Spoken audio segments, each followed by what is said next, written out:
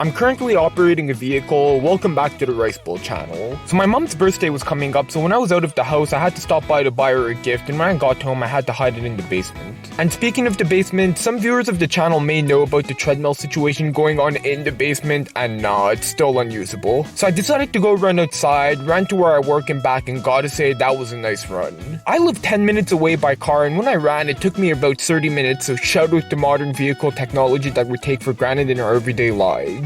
Anyways, when I got home, I prepped some fish, just let it sit in some salt water and cook it off in the air fryer that my aunt gave us, and yo. After seeing people doing air fried Oreos, I thought the air fryer was a meme at first, but nah, this is unironically an S tier situation. Once again, shout out to modern cooking technology that we take for granted. We got tea for the bev today, and raise your hand if your family reuses old beverage bottles to store cold tea. It can't just be mine. And my dad started bringing out some food he made and told me to make sure I get this on camera. So we got a nikujaga situation, a koya tofu situation with the fish, and yeah, I just mentioned a lot of situations, but all together to create a wombo combo S tier situation. And speaking of S tier situations, I recently got this comment.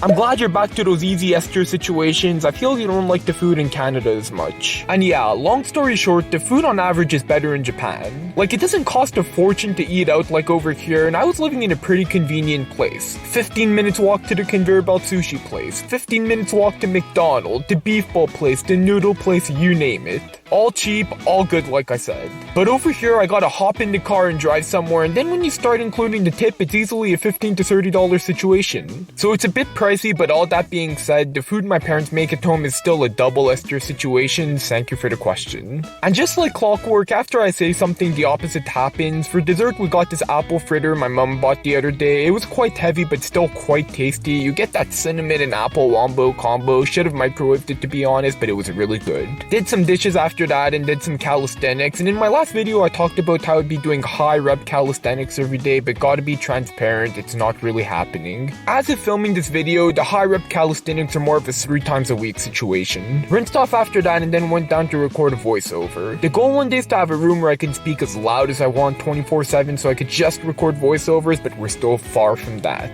After that I watched some baseball with my dad, and for some people soccer is the greatest thing in the world, for others it might be football, and for others it might be sumo. But for me, it's baseball, fan of the game, fan of the sport. Shout out if you've been recently watching the WBC. And after all of that, I went up to work on a shorts video and captioning a long video, and recently got this comment. Oh no, the caption at the beginning is off. And at first I didn't want to rewatch a video I uploaded because that's kind of cringe. So I didn't really know what this person was talking about, but after rewatching it, this is what the caption said. I'm in my mid-20s and I live with my parents. Bruh, I gotta be careful with these captions. Like, I can miscaption something and it's going to look bad, someone's going to screenshot it, and next thing I know, I'm going to be cancelled on Twitter. So shout out to EZ Eric Zhang for pointing this out. I'm going to be more careful from now on. And for the past year while I edit videos, I listened to music, really digging the song lately, Ocean Avenue by Yellowcard if you're interested. Anyways, did the oral hygiene routine and went to bed, and that was the day in the life of a mid-20-year-old who lives with his parents.